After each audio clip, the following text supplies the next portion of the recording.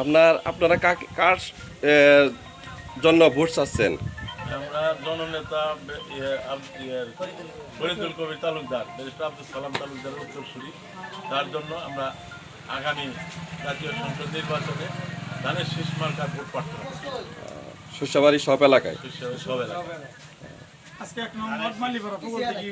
আজকে আমাদের প্রোগ্রাম এই 2 নং পুগলদিঘি ইউনিয়নের মালিপাড়া গ্রামে 1 নং ওয়ার্ডে।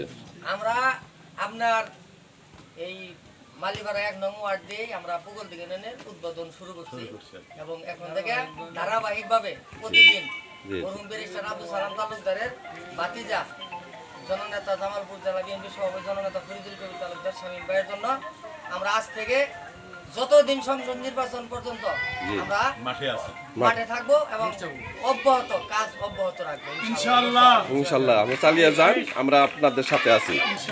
ধন্যবাদ।